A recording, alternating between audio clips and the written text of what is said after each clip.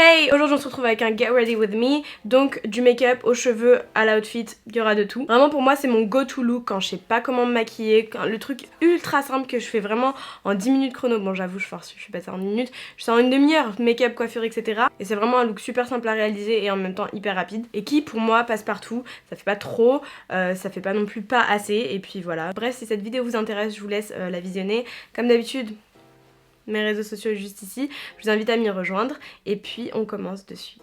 J'ai une petite coupe d'ananas, donc là dans un premier temps je vais venir utiliser la base Step 1 de Make Up Forever.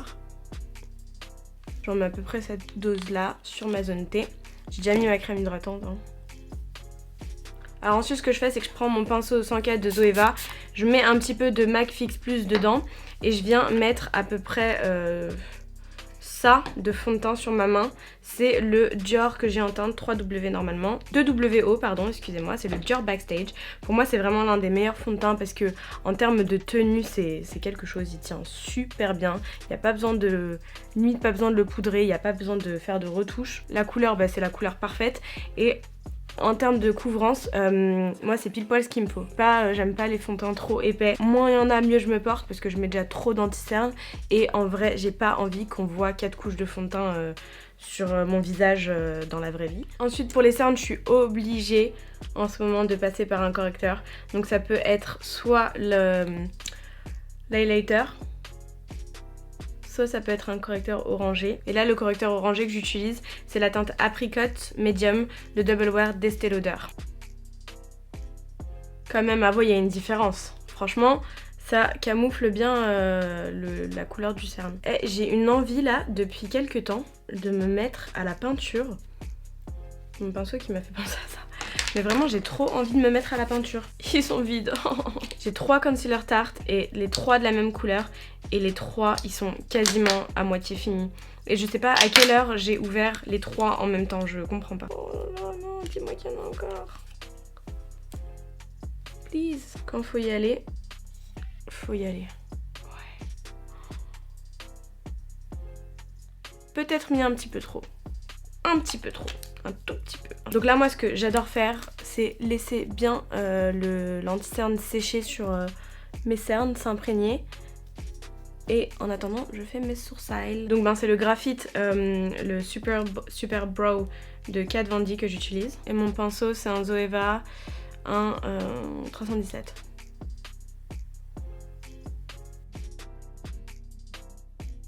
Par contre là avant de faire continuer les sourcils, je viens estomper ça parce que je sens que ça commence à devenir dur. Et vous voyez, vu que ça a bien séché, ça s'estompe parfaitement en fait, il n'y a aucune démarcation. Et la matière est un peu plus thick, un peu plus épaisse. Du coup ça se travaille beaucoup mieux et on gagne en couvrance. Et vraiment ce pinceau pour les cernes c'est ma passion. Je sais pas si vous avez pu voir, j'ai fait tout le contour et maintenant je m'attaque à l'intérieur. Qui a déjà fait du microblading? Et qu'est-ce que vous en pensez? Microblading, micro-shading, etc.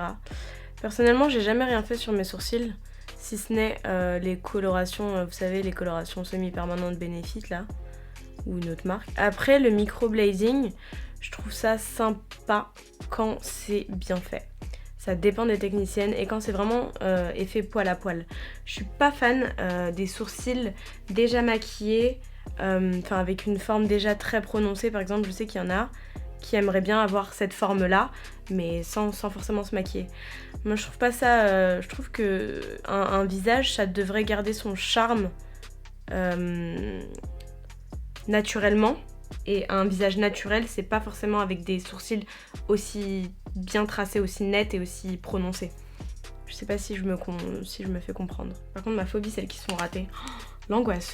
Sourcils en plus. C'est quoi la pire expérience que vous ayez eue? Moi je pense que c'était le coiffeur. Non, quoique l'indienne un jour elle m'a vraiment raté hein, mais c'était insupportable. J'avais tout le devant du sourcil parti. Mais ouais non, je pense que c'était le coiffeur. J'essaierai de vous mettre des photos si j'arrive. Je termine avec un petit coup de gel à sourcils. Je vais mettre un peu de poudre libre dessus pour fixer l'anti-cerne. Là je viens juste mettre un peu de poudre hyaluronique pour matifier la zone T pour que ça tienne, qu'il n'y ait pas de brillance. Donc je vais prendre celui-ci de la marque Red Shed.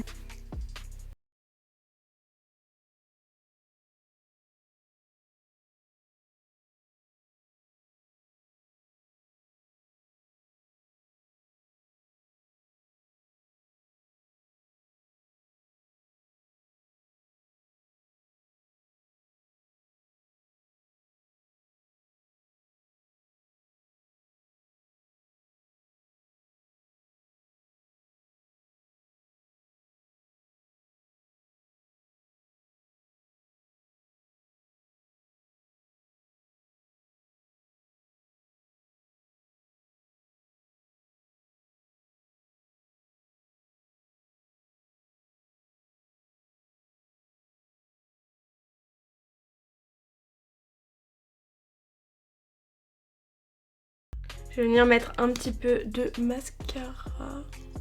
En termes de fossiles, évidemment, ce sont les Lala Lashes que je vais mettre. Et c'est le modèle Fluffy, ma passion. Col duo, j'en ai acheté une neuve à 10 €, enfin 10 € et quelques chez MAC. Et au final, je me suis rendu compte qu'elle était à moins de 5 € chez Primark. Évidemment, pour les joues, on va prendre le By Terry.